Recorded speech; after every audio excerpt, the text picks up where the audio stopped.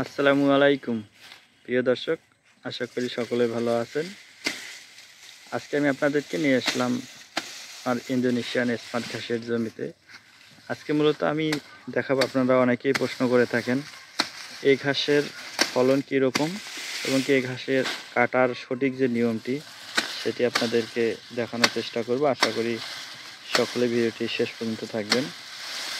আমাদের কাছে প্রতিনিয়ত দেশের বিভিন্ন খামারিগণ অথবা যারা ঘাস চাষ করতে চান বিভিন্ন জাতের ঘাসের কাটিং সংগ্রহ করেন। মূলত আমরা এগুলো কাটিং তৈরি করার জন্য এই ঘাসগুলো আজকে কাটতেছি। এই কাটিংগুলোর বয়স প্রায় 6 থেকে 7 মাস। ফলন দেখাতে গেলে দেখতে পাচ্ছেন একটি ঝোপে আপনি কীরকম ফলন হয়েছে।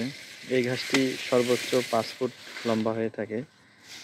আমরা মূলত দেখতে পাচ্ছেন আজকে একটি ঘাসের ঝোপ কাটতেছি। এখান থেকে লক্ষ্য করুন আপনারা, যখন এই ঘাসটি শক্ত হয়ে যায় কাটিং তৈরি করার জন্য এই ঘাসের গোড়াগুলো অনেক শক্ত হয়ে যায়।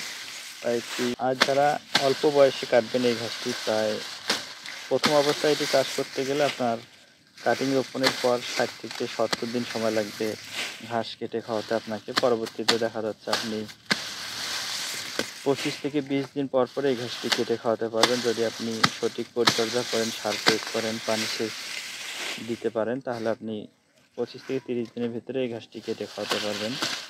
আর মূলত আমরা কাটিং তৈরি করার জন্য একটি 5 থেকে 6 মাস জমিতে রেখে দিই গোড়াগুলো কাণ্ডগুলো শক্ত করার জন্য, যাতে কাটিং থেকে খুব দ্রুত ভালো মানের চারা বের হয়। আপনারা দেখতে পাচ্ছেন আমরা এখানেও কিছু ঝোপ কাটলাম। আপনারা দেখতে পাচ্ছেন মাটি থেকে প্রায় 1 থেকে হাফ ইঞ্চি উপরে আমরা ঝোপগুলো কেটেছি। আপনারা ভালোভাবে লক্ষ্য করলে বুঝতে পারবেন যে একটি ঝোপে কী পরিমাণ ফলনের ঘাস রয়েছে। দেখতে পাচ্ছেন অনেকগুলো গাছ কাটা হয়েছে আমাদের।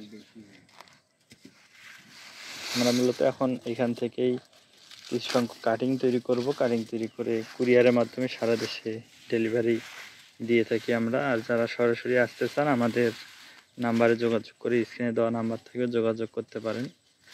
আমাদের ঠিকানা হচ্ছে দিনাজপুর জেলা শ্রীবন্দর থানা। আমি মোহাম্মদ সেলিম কবির শাহ।